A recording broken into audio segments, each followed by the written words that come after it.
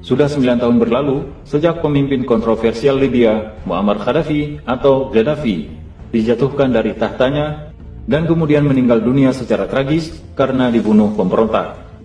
Libya sepeninggal dirinya kini porak-poranda. Pihak asing hilir mudik memperebutkan minyak bumi dan gas milik negeri itu, bagaikan tanah tak bertuan.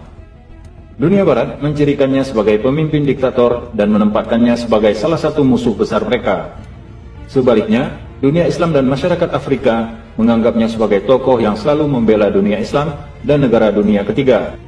Ada beberapa fakta menarik dari Muammar Gaddafi yang berhasil kami rangkum dari berbagai sumber. Nama lengkap Gaddafi adalah Muammar Muhammad Abu Minyar Gaddafi. Dunia Barat menyebutnya Gaddafi. Dia lahir di Qasr Abul Hadi, Libya pada 7 Juni 1942. Gaddafi adalah sarjana geofisika dari Howard University, Washington DC, Amerika Serikat. Namun dia tak menghadiri wisuda dan tak mengambil ijazahnya. Kolonel Gaddafi berkuasa selama 42 tahun, yaitu dari tahun 1969 sampai 2011, ketika perang sipil menjatuhkan dirinya dari kekuasaan.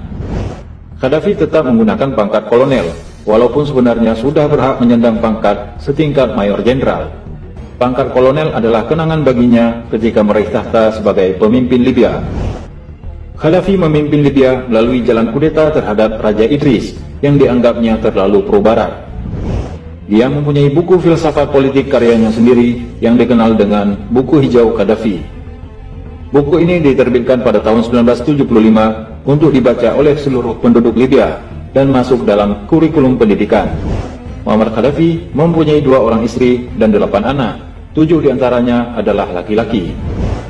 Gaddafi menjalankan rezim otoriter, namun karena rakyatnya sejahtera, jarang terjadi upaya pemberontakan.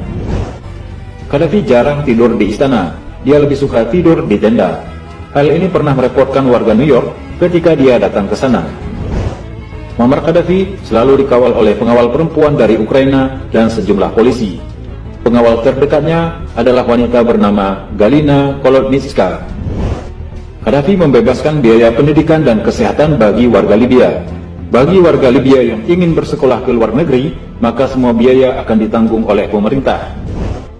Jika orang Libya ingin memulai bertani atau berkebun, maka mereka akan diberikan sebuah rumah, tanah pertanian, peternakan, dan benih atau biji-bijian.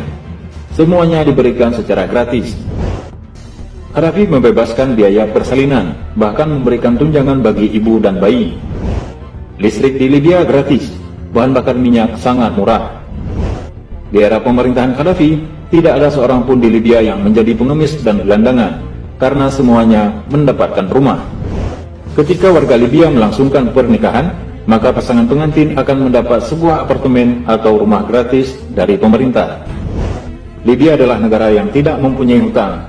Tidak heran kalau Amerika dan negara kapitalis lainnya tidak menyukai Libya. Gaddafi tidak tertarik kucuran dana dari IMF atau World Bank. Dengan kata lain, Libya adalah negara yang benar-benar independen. Inilah alasan negara-negara barat memerangi Libya. Gaddafi menjual minyaknya tidak dalam mata uang US dollar atau euro, tetapi harus dalam bentuk emas, dan menjadikan bangkrut setiap negara-negara barat. Wanita Libya dilarang bekerja di luar rumah. Praktek riba tidak boleh dijalankan di Libya. Perbankan di sana tanpa bunga. Jika orang Libya membeli mobil, maka pemerintah akan mensubsidi 50% dari harganya. Jika orang Libya tidak mendapatkan pekerjaan setelah lulus pendidikan, maka pemerintah akan membayar gaji sesuai profesinya sampai mereka menemukan pekerjaannya. Di bawah Gaddafi, Libya dinobatkan sebagai negara dengan rakyat paling sejahtera di Afrika dan Timur Tengah. Gaddafi aktif mengkampanyekan Pan-Arabia, Persatuan Arab, dan Pan-Islamisme, Persatuan Islam. Ide Gaddafi dianggap sejalan dengan ide Ikhwanul Muslimin yang menyerukan persatuan Islam di atas nasionalisme. Gaddafi sangat cinta terhadap ajaran Islam, walaupun dia sering melanggarnya. Gaddafi sangat mendukung dakwah Islam, sehingga Libya termasuk negara penyedia dana terbesar untuk kegiatan dakwah. Gaddafi tak suka kepada dinasti Saudi, yang dianggapnya adalah kaki tangan barat paling besar di dunia Arab. Gaddafi sangat membenci Israel. Dia mendukung penuh kemerdekaan Palestina. Dia adalah donatur tetap rakyat Palestina. Pada akhirnya, Gaddafi adalah seorang manusia biasa, memiliki kekuatan dan kelemahan. memiliki ambisi tinggi yang membuatnya jatuh. Ia dipuji sekaligus dicaci atas dasar yang sama. Namun sejarah mencatat bahwa selama 42 tahun ia memimpin, hampir seluruh sisi kehidupannya berisi serangan terhadap hegemoni Barat.